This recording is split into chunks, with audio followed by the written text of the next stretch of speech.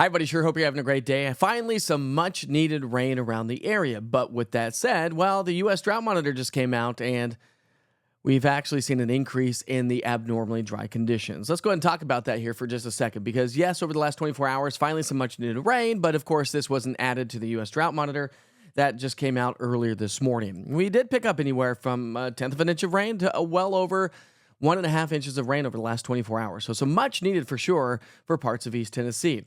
When you look at the rainfall forecast or rainfall accumulations over the past 7 days, again, not a ton of rain around the area. Some areas a quarter, some a trace, some a half, and some areas from the Cumberland Plateau to the mountains have seen anywhere from 1 to 2 inches. But because of that, we actually have seen an increase in the drought situation around East Tennessee.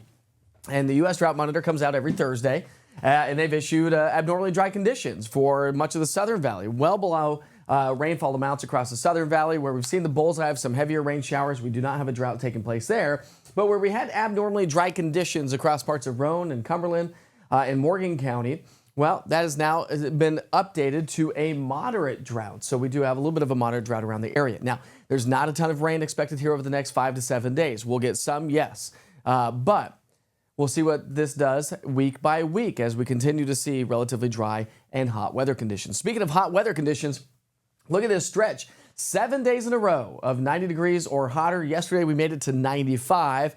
The good news is the rain, the clouds that we've had in place so far today will limit our daytime heating. So we're not expecting 90s today, but it's going to be short-lived because as we get past today, those 90s will start to pick back up. Heading into the evening hours should be a nice, comfortable evening. We will see decreasing clouds throughout the day today.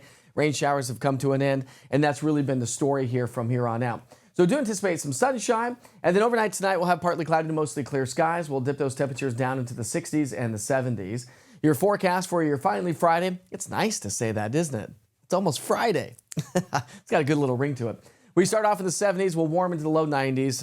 Okay, fine. Here are those 90s again. Like I said, enjoy the day today because, well, yes, it's still muggy outside.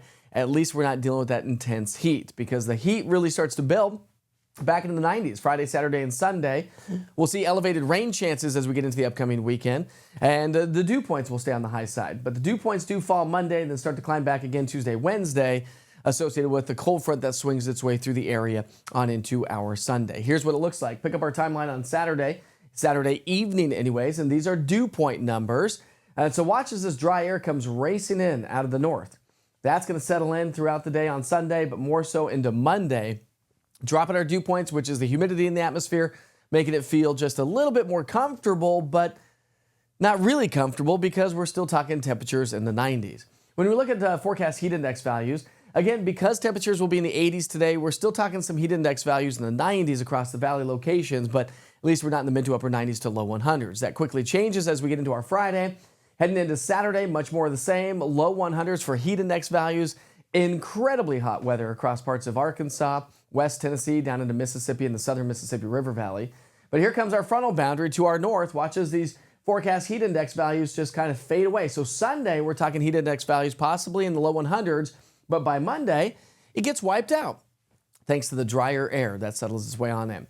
Let's show you the big picture. We're going to heat up. We've got the disturbances moving through. Here's what's going on, the evolution of our storm. High pressure in the upper parts of the atmosphere shifts its way to our area throughout the next couple of days. Then Saturday into Sunday, it shifts its way back to the desert southwest. That's going to allow a cold front to come through on Sunday. And then it shifts back to the southeastern U.S. as we get into next week, the first week of July.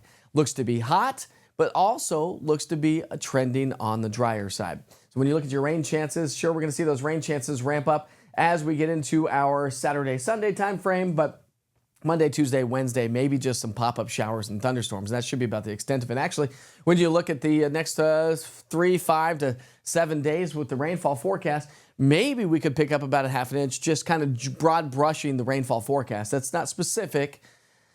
Of course, nothing specific in weather. It hasn't happened yet, right? But generally speaking, over the next 7 days, we could pick up about a half an inch of rain, which would be good news considering the drought that we've got taking place around the area.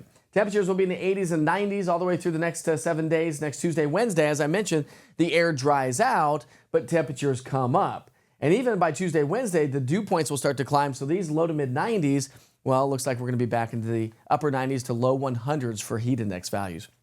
And that's going to keep our morning lows on the warmer side. And looking ahead into the first 2 weeks of July, well, the Climate Prediction Center, under the umbrella of NOAA, is saying, hey, listen, we're still trending possibly above average when it comes to temperatures and looking likely to be at or even below average when it comes to rainfall.